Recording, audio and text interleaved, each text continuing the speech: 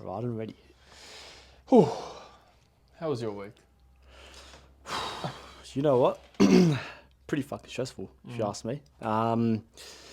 So, We had our first Christmas party. oh yeah, On Sunday? forgot about that one. We had our first Christmas party. We hosted it this time. We've always been the type to get invited to Christmas parties because we always worked for someone else. Yep. This year, I didn't go to a Christmas party last year actually. Why do you have that on your I started doing the head, putting the microphone in the head. Maybe I should switch it. I look like a dickhead, eh?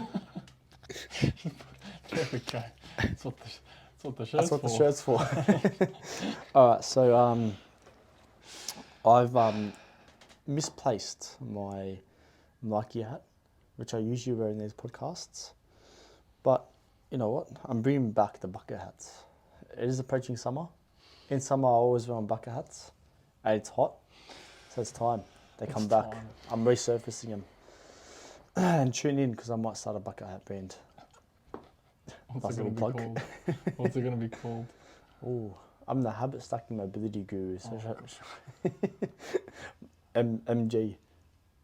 Habit stacking HS mobility guru HS MG.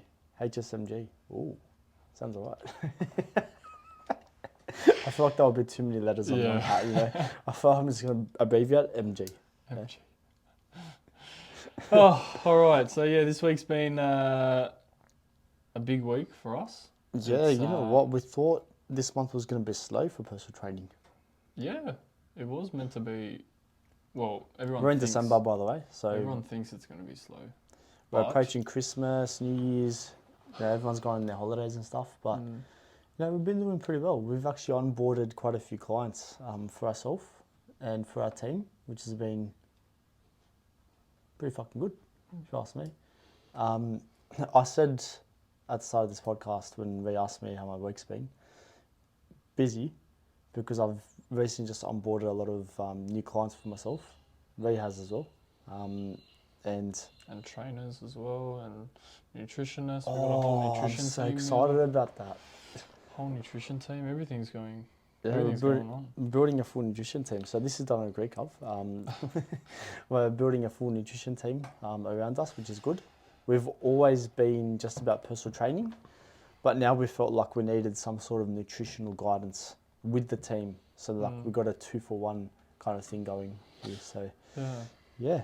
No, we're adding that on. But I feel like this week has, I don't know, it's been hard for me to manage my time. I feel like time management for me this week has been one of my downfalls this week. I don't know why. It's just been one of those weeks, but I feel like when you're going into something new, because you've never been in a week like this where you're doing all these consults, you're talking to all these clients, you're setting up new times to set up your future weeks. All that kind of stuff means your whole calendar is being shifted around. I feel like as well as that, it's been hard to manage my time because usually this time of year, everyone switches off. I've been so used to winding down for the Christmas period, whereas like now it's only starting to ramp up. This is probably the most ramped up month we've had the whole year. So I feel like that's where the time management sort of vibe that I'm going with this week. I'll go with that vibe this week. But the time management side of things and like delegating the right tasks has definitely been harder this week because I'm so... What's the word? What's the word when you... there's a repetition each year. You're so used to the same routine, yeah. So like every year, right? You mostly find that December hits, everyone starts going in their little Christmas parties, starts going out more, and work becomes more of a side thing. They don't really focus too much on work. Yeah. Whereas as business owners, we notice that you can never run out of work. You can always create work. You're basically your own creation of work. If you want it, if you want to work, you can create the work for yourself. because you're the one that delegates work, right? So if you want to work in December, you can if you want to. I just feel like we can wind down if you want to, but we can, but we decided upon ourselves that we're not. So I think it's that you put yourself in the mud there. Yeah, I know. But I think it's while everyone's going out and partying, you know, we're in the office, winding down to an extent, but not over the top like we used to. I feel like go back 3-4 years this time, it's like, all right, this festival's coming up, Christmas party the next week, and then something else the week after, and then the week after that, and then New Year's Eve, and then Christmas, and then you're eating, and then New Year's Day comes, and you're like, I'm out like a light, and then it's like, another year, woohoo! New year, new me. So you a few fireworks, and then it's just like you can't. I think last year was the first New Year's Eve I did nothing, and I fell asleep at 12 o'clock, and I messaged everyone saying Happy New Year, and then I went to bed. Hope everyone has a great year. Blah blah blah. 2023, it's your year. Me and John were at that house party in Vaucluse, and I think you called us or something. Yeah, I called you guys, and you were on FaceTime. You're like, Happy New Year! Oh, we were off our face. I'm in bed like, yeah, Happy New Year, guys. Love you. I'll speak to you tomorrow. You're a dog for not coming out, bro. No. All right, bye. That still happens today, so.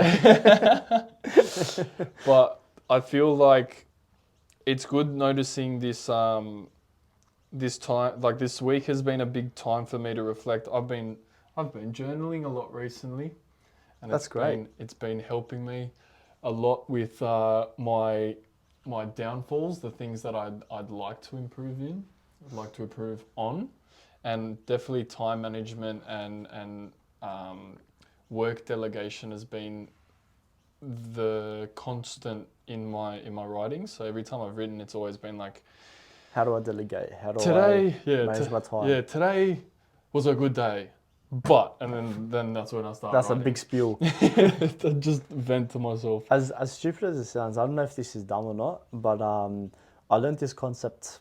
This was back in school, business studies. So I was ripe age of what? When did you do business studies? Is that year 10? Yeah, like year 10, 11. And then you decide if you want to go on with year 12. Oh, no, it was commerce. Oh, commerce. That's commerce, right. Yeah, so commerce. I remember I was in commerce with Mr. Whitwell, little plug, yeah.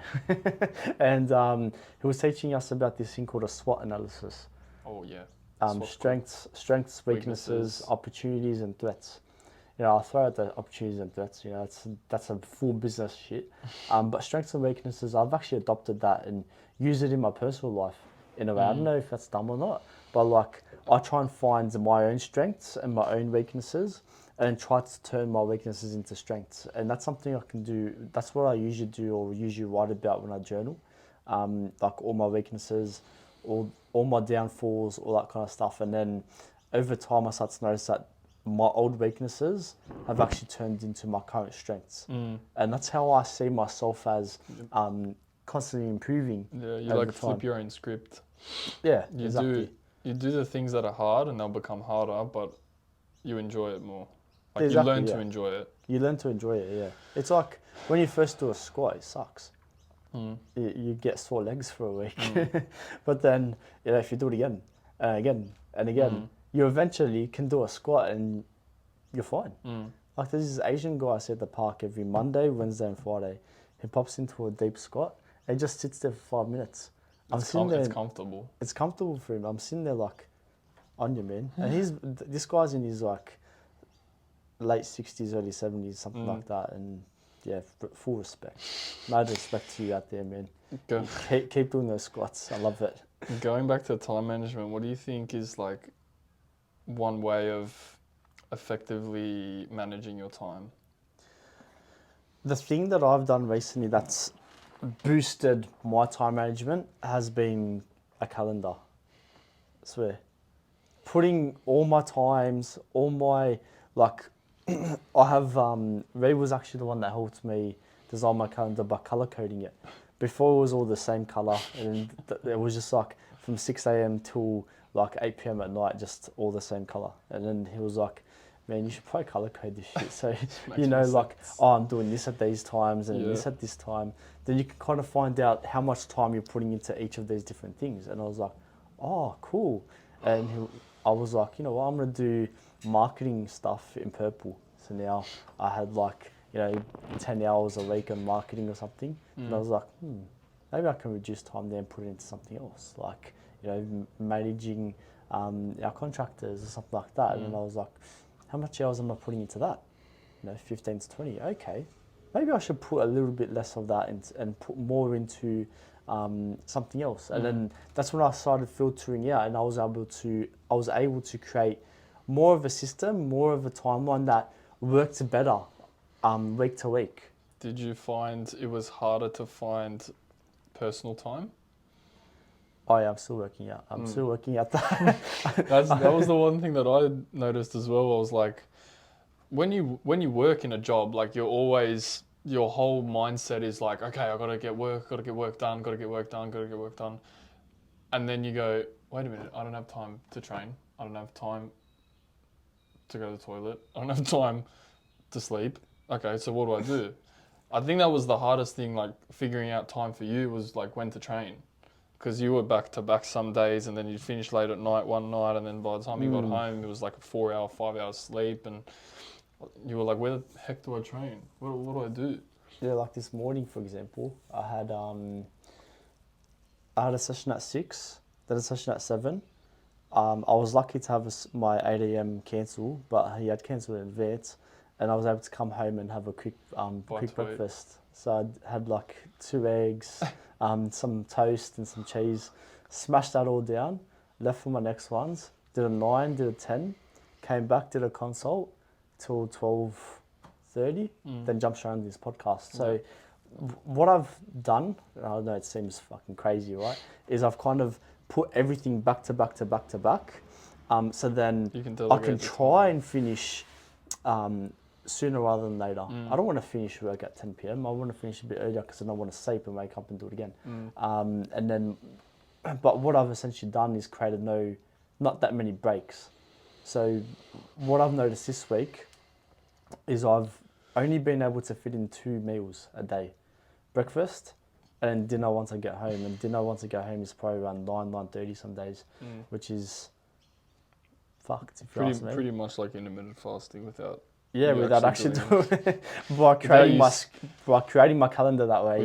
Without you saying you're doing intermittent fasting, you're like subconsciously doing it in a way. One thing I've always struggled with, and this is, I guess, one of my biggest weaknesses, especially when it comes to business, is effective delegation. I've never been able to delegate because I guess I know this might be coming from an ego standpoint. I just never think something that I want done is ever going to be done as good as me. Okay. Does that make sense? Let me ask you this then. So if you don't think that anything can be done by anyone else, are you solely reliant on yourself? Yes. But what if if you don't have the answers? Then who do you go to? Google? Well, that's something else. That's a full different thing. I mean, like the actual tasks and the actual completion of the things that I need to be doing. Yeah. I find it really difficult to delegate them because then I get really antsy about it not being done my way or the way that I like it being done, that type of thing. How can you alleviate that stress then? How do you think you can alleviate that stress on yourself? Because my task, the things I do every day is so broken and chaotic, and you just heard like everything's back to back to back. So how am I supposed to know what I should delegate and what I'm okay with delegating? That's something I need to learn. That's my biggest weakness. Something I need to learn. 100%. So being aware that you need to learn something outside of your comfort zone, is that delegating then? Yes. Yeah. There you go. So you answered your own. I'm learning delegation, guys. You know what? In our next podcast, I'll be sure to tell you guys how I delegated something. Yeah. So episode 7, write it down. We'll write it down somewhere. Type it on. Episode 7, I'm going to tell you guys something that I delegated next week. I think another thing in business is if you're doing it by yourself or you're doing it with a group, it's good to ask questions that broaden someone else's thinking process. 100%. Yeah. So like, you know how I was just asking you questions on like how you can delegate, how. It got you to the point where you were like, all right, I need to learn this. Okay, how do I learn it? All right, I'm just going to learn how to delegate this task with X, Y, Z. Anyway, you got the gist yeah, of but it. you've done yourself dirty a bit there. How? I don't delegate. No, but you have done yourself like really dirty there, How? right? So here's the thing. Mm. The person I work with in the office is you. Right. So the person I'd be delegating to would be you. In what sense, though? Oh, true. Oh, yeah. Yeah. So you just created yourself more work because I'm going to be delegating you. Yeah, that's fine. That's the whole beauty of business, and especially when you do it with a partner, like, you know your strengths, you know your weaknesses. Like back to your SWOT analysis thing, you know your strengths, you know your weaknesses. I think because we've been working pretty much in our own pockets every single day, we have an understanding of each other's strengths and weaknesses. We do work together a lot though. That's the thing. Oh yeah, so 100%. We definitely don't work solo. So everything that we do every single day kind of ties in. We always have little breakout rooms or breakout sessions where we kind of figure out the best way or most efficient process for doing things. Our social media is always done together. You edit everything, and you manage everything on that side. But he does make me scripts, and I'm the one that has to talk in front of the camera. I know it's not much, but like, you know, it's a part of that delegation process in a way. And yeah, I guess from that, I've learned in this podcast, in the first 15 minutes of this podcast, that I need to learn how to delegate, and you need to learn how to manage your time. Yeah, maybe you should. How about this? I will delegate to you this week your calendar creation. Okay, fine. I reckon going off that, as entrepreneurs, we don't really have like set times for certain things unless we book them in. So I feel like you can create your own 9 to 5 as a business owner if you want to. Realistically, you can. If you're a business owner, you can create your own 9 to 5 and have certain things at certain times. And what we're learning, the more we run this business, is that we can create a 9 to 5 from our own business if we want to. And we kind of are going down that road. Yeah. Right now, there's a lot of things that we're trying to build, so it does take more than those hours that you would give in a 9 to 5. Yeah. But I feel like it's unrealistic. But 9 to 5 is a good. I feel like it's actually a good, it's a good balanced day. You know, you start your day at 9, finish at 5. That gives you from 5 until 10, 11 to kind of work on getting fit and healthy, spend time with the family. But like, again, running a business, it can never be 9 to 5. It can be. It can be, but at what point in the business journey will it become a 9 to 5? Because right now you can do it straight away. I guess it just depends on how fast you want to grow, how resilient your systems that you've created are, like all that stuff. Like if you've got the systems in place and the business is kind of running itself at a point, then you don't have to work as much. Yeah, but for then sure. I feel in like the beginning stages though. In the beginning stages as well, yeah, you can like we definitely wouldn't be at the stage we are at right now if we weren't working as much as we are right now. But that's what I'm saying. Like the very beginning stages have to be hectic in order for. They don't. But they do without you trying, because then down the road you focus on the management side of things. If we wanted to, we could have just done 2 hours a day if we wanted to. But to get to the stage we're at now would probably take us 2 years. That's where it started though. It started off with that. Like we did go into that, like that 9 to 5 headspace in the very beginning, and then it's our compounding. Increased. That's because we wanted to. You got to remember, like, if we're trying to teach someone, we wanted to grow. We wanted to expand. We wanted to add systems. So that took up more time, and we decided, let's just elongate our days, whatever. That's a choice we took. But for a new business owner, It is a choice. It is a does come choice, down yeah. to a choice. Because they can work full time and run a business on the side and probably just True. dedicate 1 to 2 hours. Yeah. Yeah, it won't grow as fast, but the business will still grow over time. If they don't care about the time, it could take them 5 years to get to a point we took 1 year to get to. Yeah, But you know, the management side of things comes into it. Exactly. You know, they could have just one trainer right now, but then next year you get another trainer. You know, like if they're running the same pace will be different. The pace will be different, but they'll still get to the same result over a longer period of time. When do you think when do you think the pace changed for us? The pace changed for us because we wanted it to change. We wanted big things with our business because we fell in love with the process, fell in love with what we were doing and what we were achieving. Me and you have been PTs for years. As PTs, we knew that we wanted to run our own PT business. I feel like most PTs do because that's kind of the industry. It's a broad goal, but like the question I'm asking is at what point in the first year, well, pretty much it's coming up to a year of us running the business. At what point do you think we turned a leaf and went, okay, we need to start ramping it up? Me personally, from the start. From the start? You remember how crazy I was at the start? It was hectic. But I was always a nutter when it came to this. I was always wanting to. Yeah, we all let's go hard. So there was never really a point that we changed. I feel like from the get-go we were always wanting to. Be honest though. I am being honest because we were going into Europe, so we were kind of switching off, and then we tried to. It was only when we got to Europe that we switched off. Just before we left, just before at the very last point, yes, we were pushing, and then switch off. Yeah, and then as soon as we got back, I feel like we turned a new leaf. Yeah, like a different type of leaf. So like that first 4 or 5 months was crazy because we wanted to get everything. Because we were learning everything. 100%. We wanted to get systems in place, and then obviously we switched off because it's a holiday. But I feel like coming back gave us like the Europe trip gave us like a whole mind flip. Like, okay, we want to make this our lifestyle. Yeah, I don't know, because I was still like that before. I know, but it was harder to.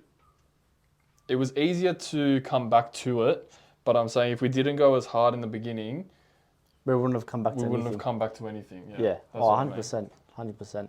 Because when we went to Europe, everything kind of fell to shit for our business, if I'm being honest. Yeah, it went But then we came back and we realised we had already built systems in the time that we were gone. We had the systems there, we just had to...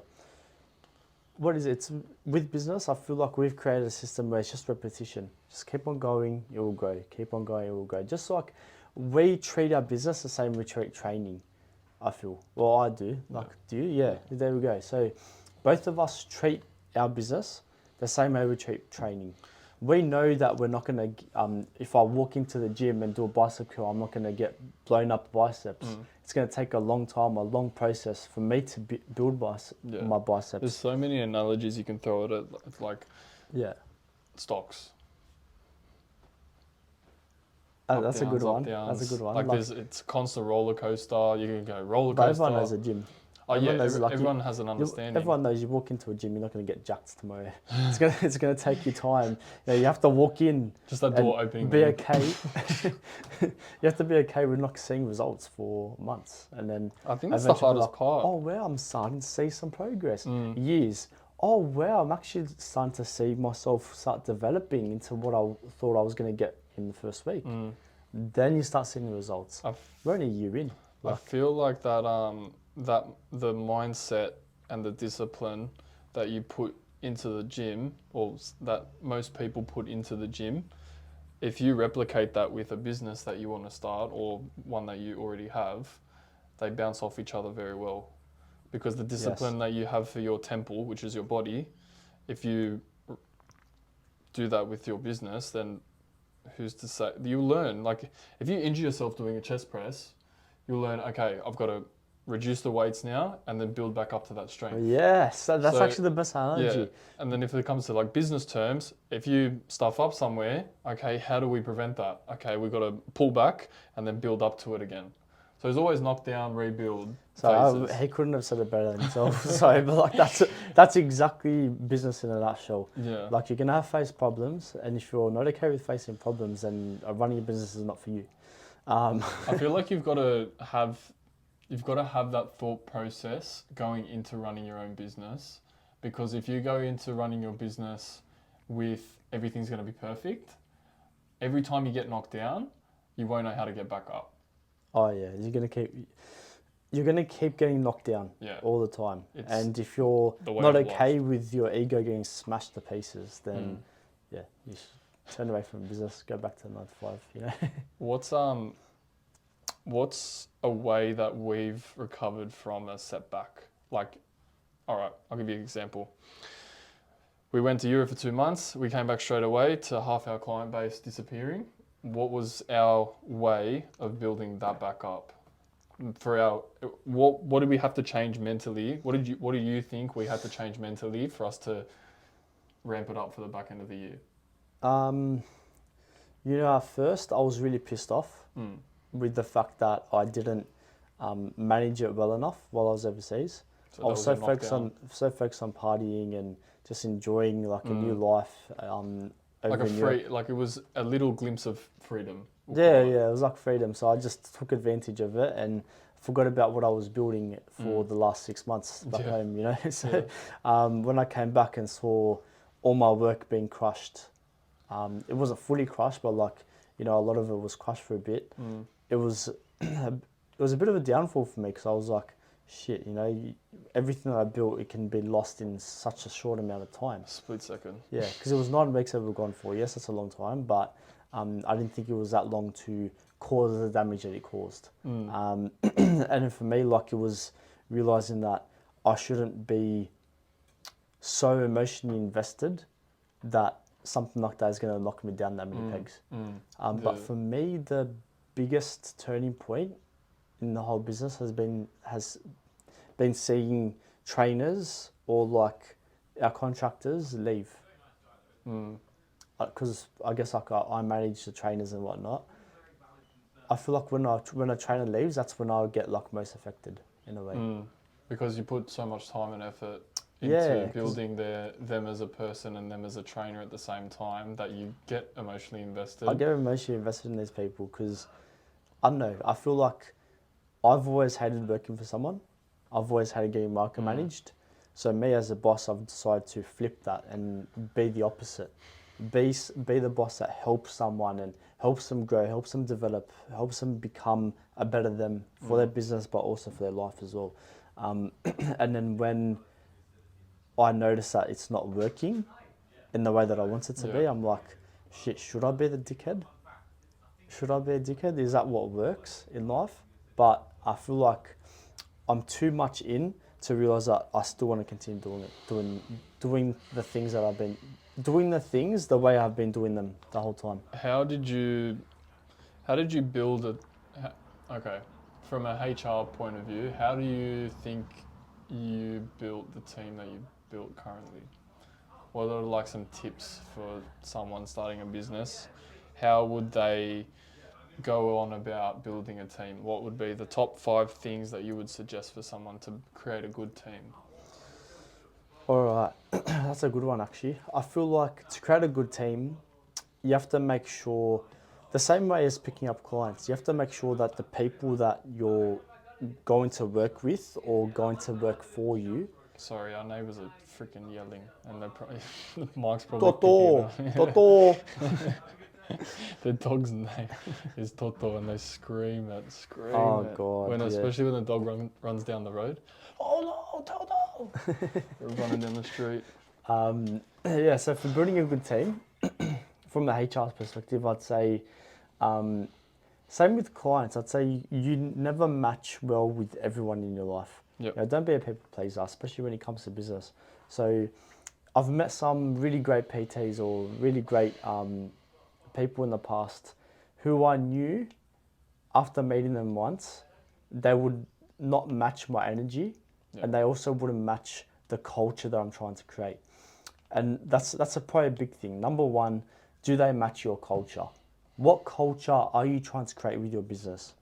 What's the culture you're trying to create? Are you trying to create a family? Are you trying to create workhorses? What type of environment do you want to create? And it's got to be balanced with what your business is Yeah. as well. Yeah. So they've got to obviously encompass everything value-wise as to what you want. Yeah, exactly. Your And business match to my be. personality as well. Like if they don't match my personality, then they're going to be, they're not going to work well with me. You know, we're not going to have good conversations. It's going to be very strict and boring. And I'd find the boring talking to them. You know, like it's just, you have to be able to match that person. And I guess it's that mirroring thing that we always discuss, but also like not in a way that it sucks. You know, it has to be, I feel like this can be related to friends as well. You know, you're not going to make friends with someone that you don't like or you don't enjoy your time with them. You know what I mean? Like, I hang out with you because I fucking love hanging out with you. Thanks, man. Come here, man. No. No, but seriously, like, you don't hang out with someone if you don't enjoy their time or their space. So why would you do the same thing with business? Just because I have all these accolades does not mean they're going to work well for you. You know, like they could be the best. They could tick all the boxes. They could tick all the boxes, but if they don't match your culture, and I feel like it's the biggest thing, then it's not going to work. Okay. Yeah. What were some strategic choices that you had to make when deciding who was the right fit and who wasn't? Ooh. Like, what were the boxes that people needed to tick? Obviously, being a personal trainer was one of them. Well, yeah, they had to have a Cert 4 at least. Have a Cert 4 at least.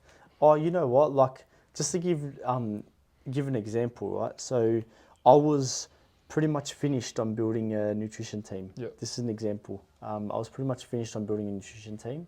But then I had booked an interview with someone that didn't actually have the qualifications that I was looking for. Like, still a qualification in nutrition, still can provide nutrition coaching, guidance and meal plans, all the stuff that you need to become a nutritionist and coach people towards better healthy habits with food. However, I went into it thinking I'm not even going to assign this person. I don't feel like we need more nutritionists on the team. Yep. But then I met that person and I feel like we clicked so well together, and I realised this person would be a massive asset to the team. Even if they don't do as much work, I feel like coming on board, they would match the culture of the team, and I would be more inclined to provide better outcomes for that person than someone who might have been a lot more qualified. And why was that? Just for me, like the biggest thing that struck out when I met this person was their passion. 100% their passion. So I could just see firsthand looking at that person that straight off the bat, their love for nutrition, their love for the industry, their love for what they do was paramount. And I have not met that many people that are like that in my life, that are that passionate about their career, the life that they're trying to build, the road they're going down with work, all that kind of stuff. I saw that from my eyes and through my ears, and how she was talking, how she was delivering herself. And I don't know, to me, that was like a no-brainer. I was like, I need you. I flipped from not needing anyone and going into that out of a position of courtesy to, oh, actually, you know what? I need you more than you need me in a way. And I was honest. I said that. I actually did say that, because one of my biggest things is honesty. And if you're not honest, then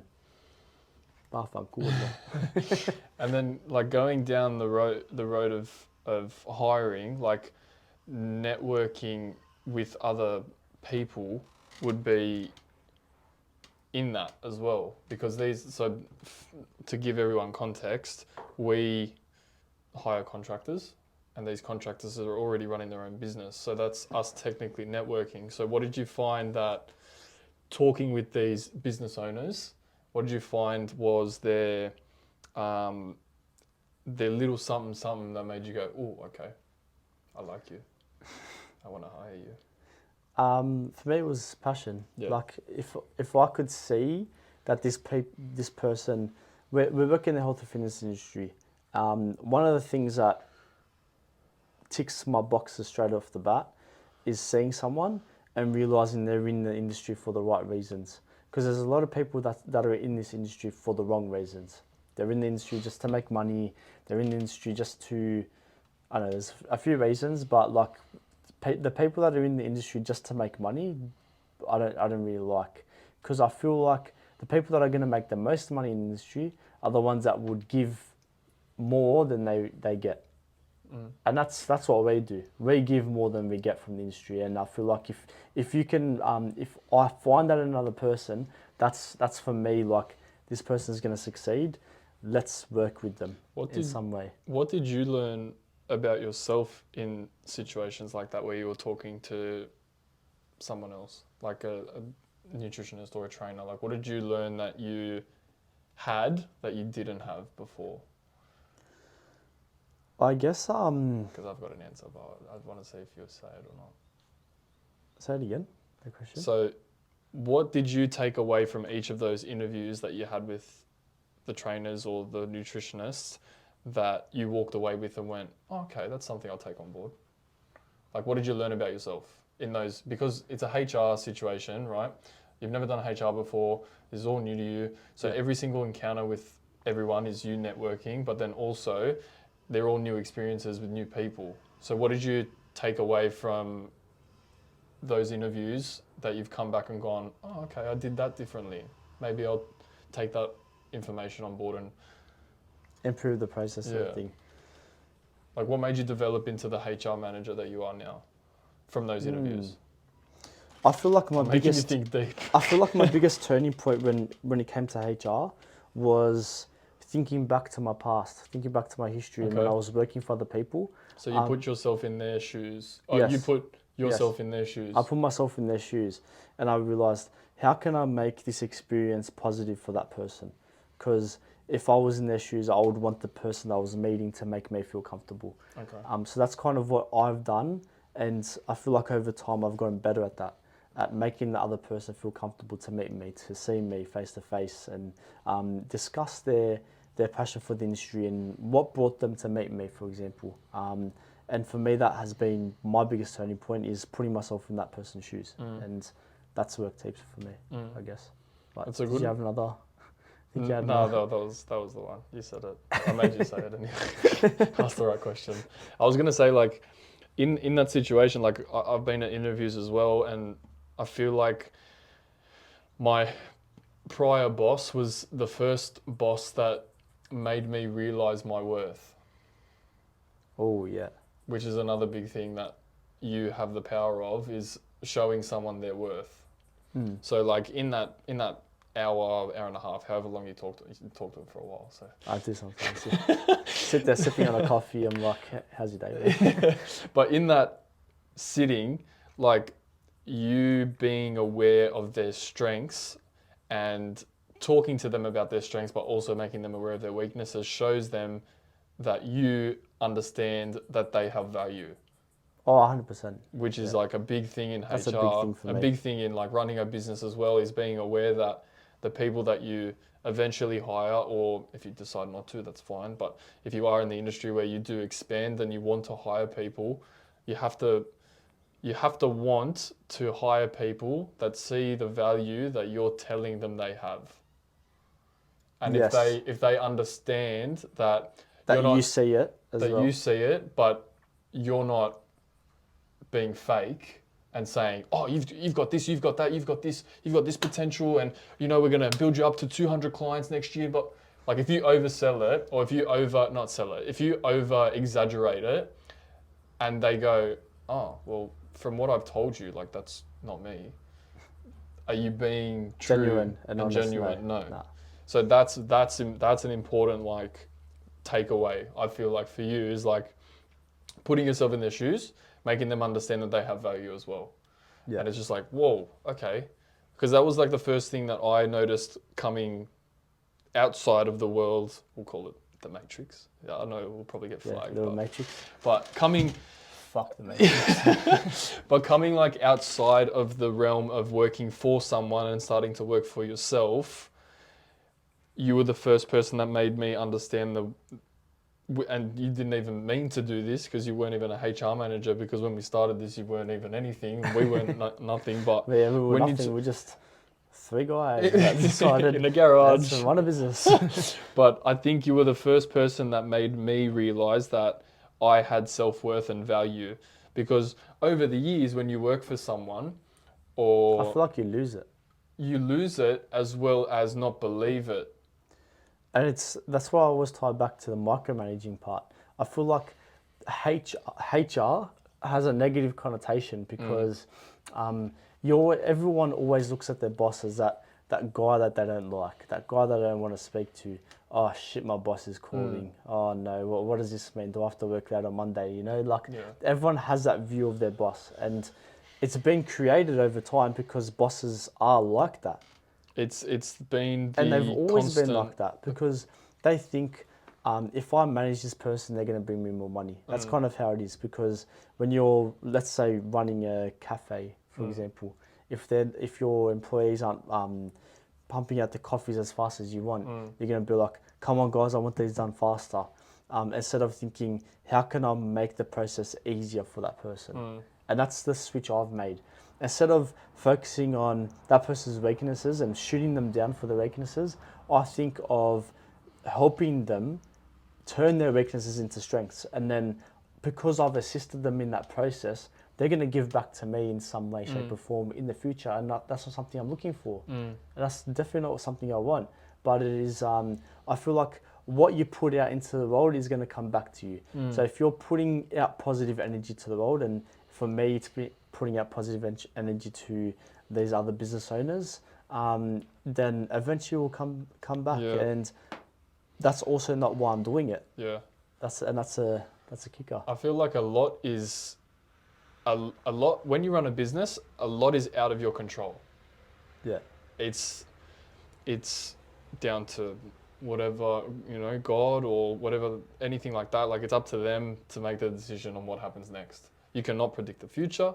You can try, but it's not You can gonna try work. as much as you can. It's not, you it's know, not you always gonna said work out. business owners or what's it called? Stock analysts, brokers, day traders. They always what are they called? They analyze the future, predict what's going to happen in the next second or the next year. They look at trends. They look at values. They look at numbers, past.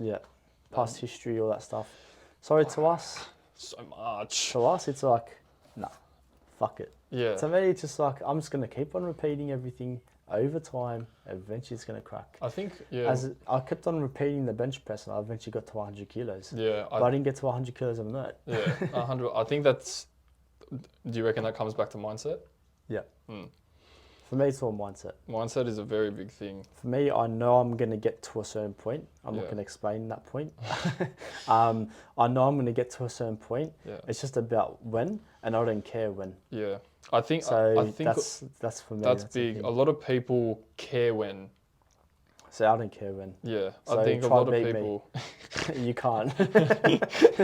I think a lot of people think, okay, when am I going to get to that point? When am I going to do this? When am I going to do that? I have to do it before I'm 30. I have to do it before I'm 40. I think I get stuffed, man. That's like what's age? Yeah, that's the thing that I've noticed. Like, I've changed my mindset when it's. I'm still learning as an outdoor trainer and as a mobile personal trainer, but I think the one mindset thing that I changed was being open to the fact that everybody has their own perception on development. So, you know, you may talk to Susie that is living in Marrickville or whatever, and you sit down with her and she wants 10 kilos lost in 2 months and all these big numbers. And it's like, okay, that's how you're wanting to view the process, but it doesn't work like that. So the way you come across is like from a very understanding point of view. I feel like you that's... have to understand, because like a lot of these people think that's what it is. Well, some people... I'm going to be happy when I lose that 10 kilos, but they're not. I feel like there's a lot out there these days that change people into thinking, okay, well, if they said I can do that on social media, well, why can't I? I'm going to fast for a week. I'm going to drink water. There's this guy that I actually saw, I don't know his name, don't know anything, but I saw he's been fasting for 6 days straight, just water and fruit. Serious? That's it. He's been doing it for 6 days. He's lost like a crazy amount of kilos. He's gained a big following from it because everyone's following his process and whatnot. But we did 4 days. We did 4 days, but he's wanting to do a whole month. Like a whole month? Yeah, of just fruit and water, fruit and water. Holy shit, no, I can't. So like, I don't know his name. I've got to find him, but I feel like when you have power like that, do you think it's right to be pushing that type of environment for other people? No, not at all. That's why I've been so undecisive about starting this water fast group. Just because... So to give you guys context, we did a 4-day water fast, and we did it as a bit of a challenge, mentally, physically, just to see what we could put our bodies through. And after it, you know, all we could think about was food. It came to the 4th day. We had miso soup. We had a nice blended smoothie of juice. And we went back into the rhythm of eating again. And slowly. So it was a bit of a process. And then Brendon wanted to start this water fasting group. And now I'm hearing for the second time us talking about it. Now you're hesitant. Why? So I'm hesitant on it because where I want to create this group is in a place that I'm creating a community around people wanting to create healthier habits in their life. And they might be starting a new fitness journey or starting something new in their health and fitness lifestyle. They might have not trained for their whole life, or they took a long period of time off any normal way, any positive ways of around exercise and health and stuff like that. And for me, a water fast should only be reserved for someone that is already in a good rhythm, or is has already been following a structured routine for a long time. That makes sense. And then they can get away with doing like a little challenge, like a little water challenge, fast. Yeah. Because then if it's given someone that doesn't understand it or is doing it for the wrong reasons, they can get into a really negative spiral of thinking, oh, if I just not eat for 2 days every single week, I'm going to lose weight. And I feel like that's a lot worse than someone that maybe not someone that's binge eats. I guess it's an unhealthy, around the same thing. Yeah, it's an unhealthy habit that you don't want people creating, but you want people to understand that it's something that you do after you've shown yourself as a person that you have the discipline to do that in the background. Yes. So like the weight loss stuff or tracking calories, or because you definitely don't look muscle. at a water fast for weight loss. No. That's definitely not what you look at a water fast for. No.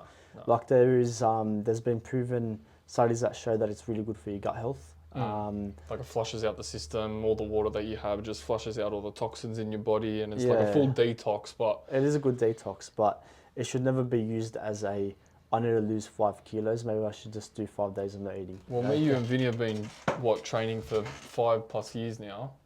So like that was the first time for me that I had tested myself mentally and physically and emotionally to the point where I was like going freaking crazy, not being able to sleep, and like the benefit coming out of it was that I learned that I could push myself to limits that I didn't think I could before.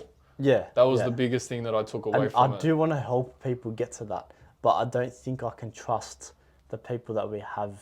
The people that start their fitness journey, and most of the clients that have come on board with us have a slight idea of what fitness is, but they don't understand the process of discipline. Yeah, exactly. And I feel like chucking them into challenges like water fasts is not an ideal... it's tough. Yeah, it's tough to throw someone in that end of the pool. So we're still thinking about it. It's probably something I'm going to be posing to the nutrition team, seeing what they think. Yeah. And then from there deciding. I think their decision would be a lot more... backed by valid. Research. Yeah, a lot more valid in the sense that like we're just personal trainers. We have an understanding of nutrition, and but we're not to the extent of a dietitian. Not to the extent of a dietitian or a nutritionist that have literally focused their whole life around their food, studies, water, and all their studies. Yeah, but exactly. I think that's a big thing, like embracing the fact that you had to change your mindset on something that you had an idea towards. Yeah, like 100%. That, like changing that. What made you flip the script and go with what? With the water fast.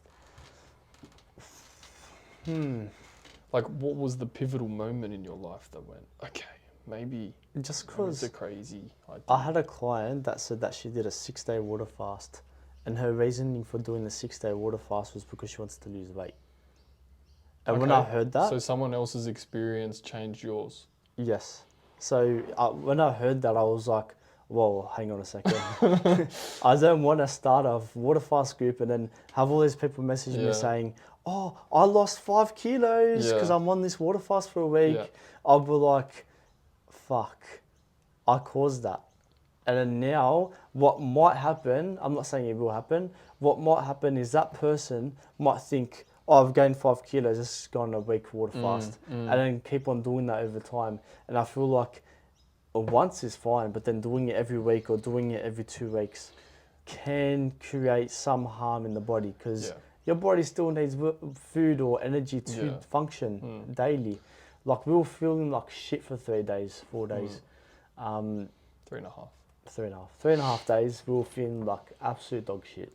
If I'm honest with everyone here, you know? For someone that wants to eventually get to a stage where they can test their body like we did, what do you think the first steps are for them to take on a journey like that? Detaching away from weight loss. Okay. And so if your goal is weight loss, don't go down a water fast path. Definitely don't go down that path. Fix your weight issue first, and that's mentally and physically.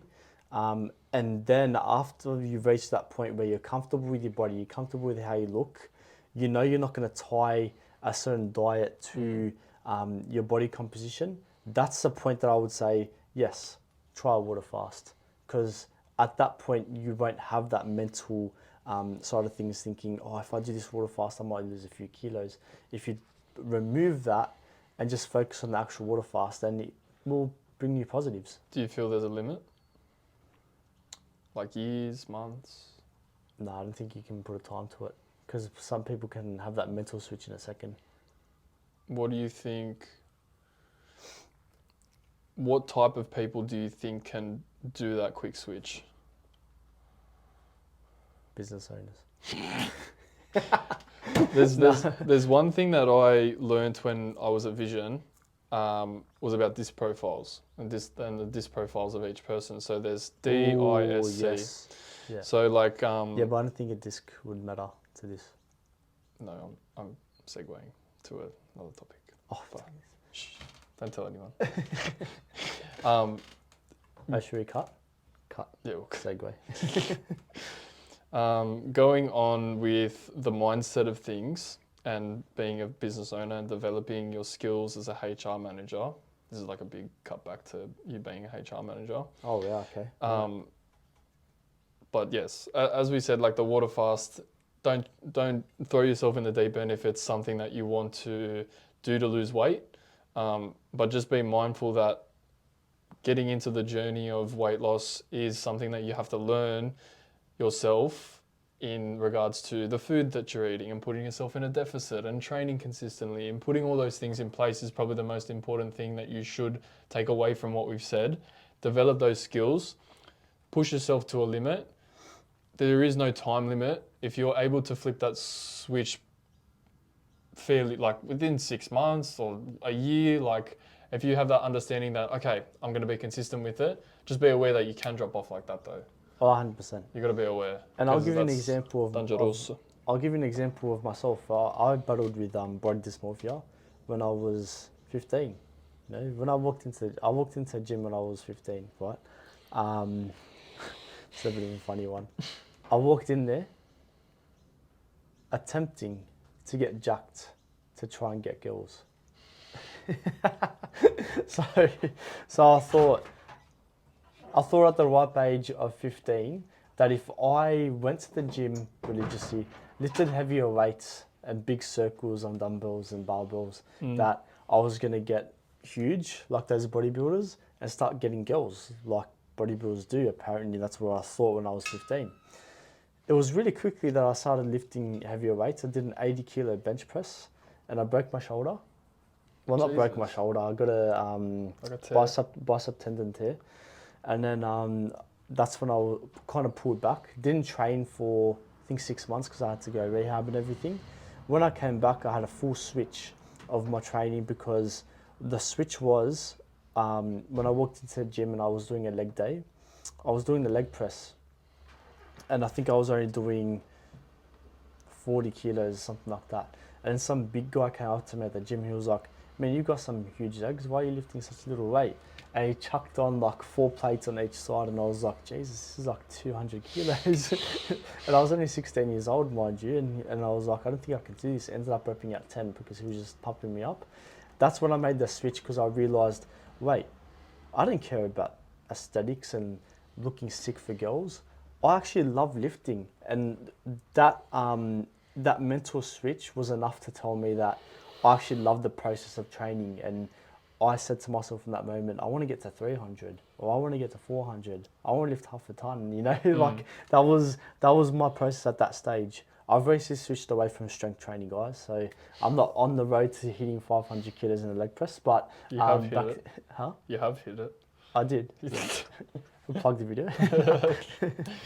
I think that's a big. That point was the link between change and long-term success. Yes, for you, 100%. but you can use that analogy for business. You definitely can. Say a system breaks down. Yeah. Okay.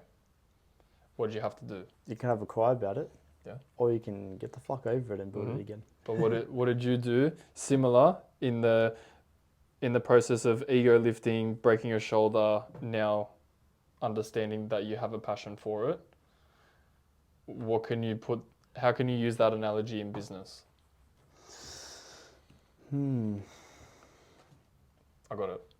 You can dive right into a business.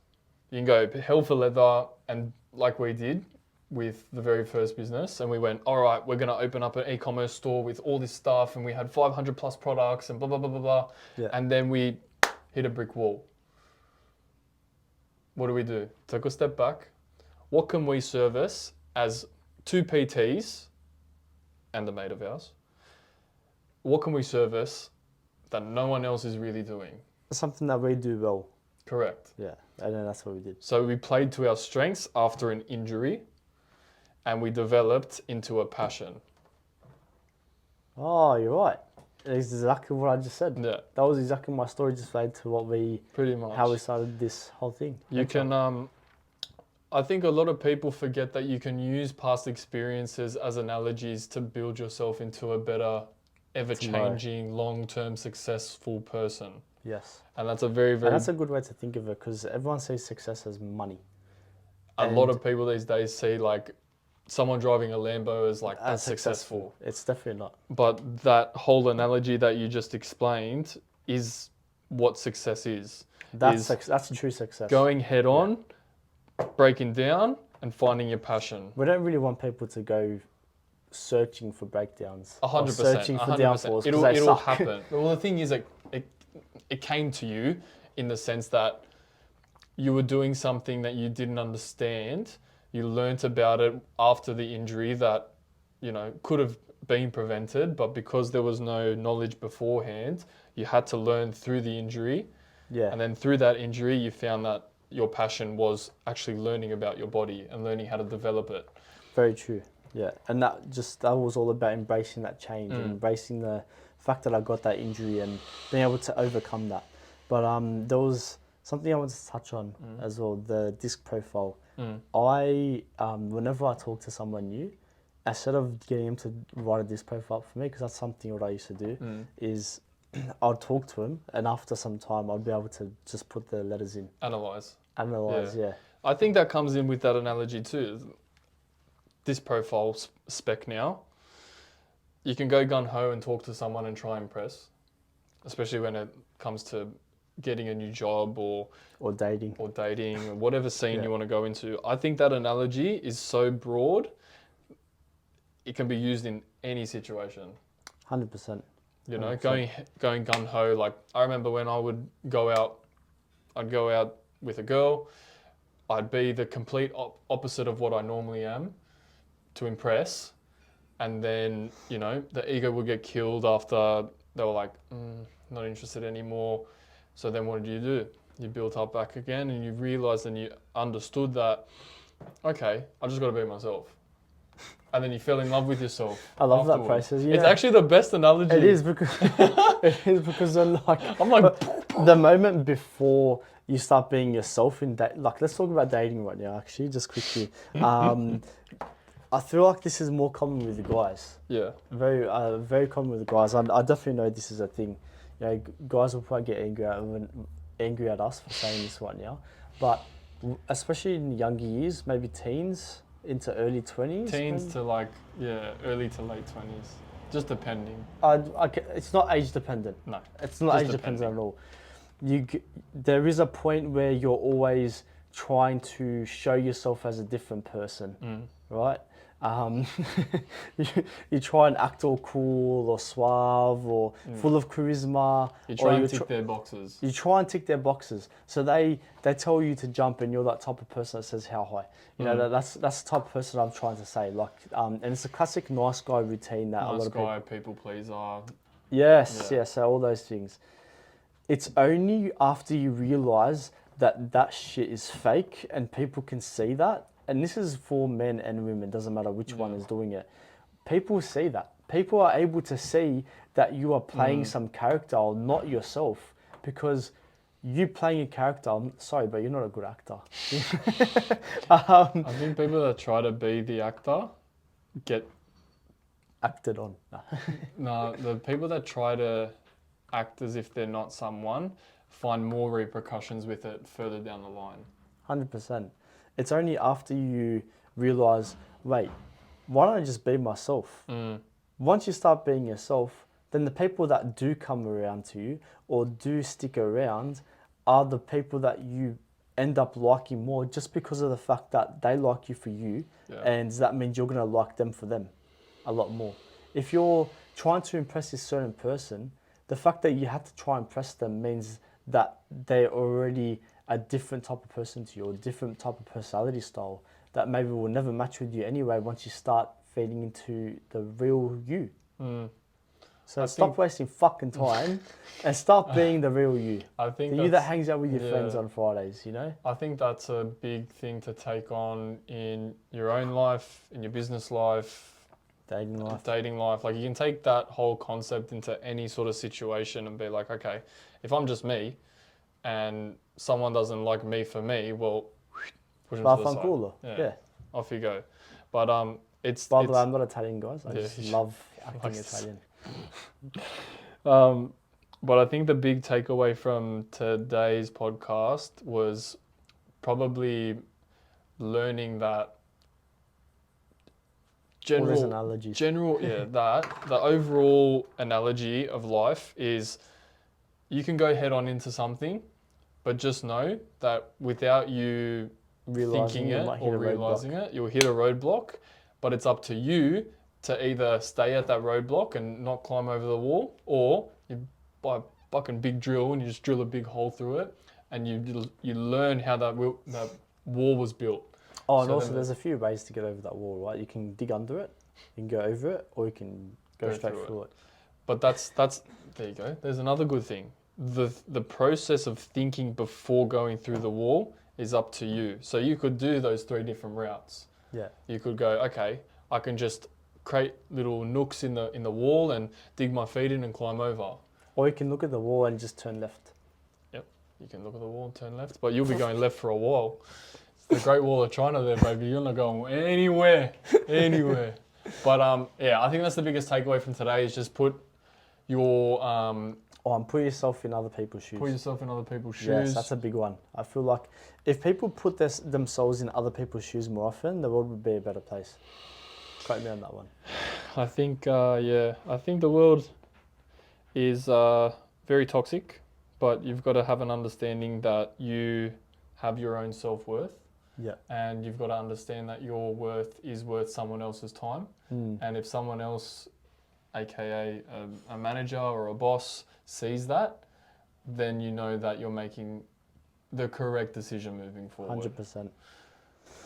But on that note, that was in the next episode, we're going to talk about Zionism. Goodbye. See ya. Don't know what that is. Bye.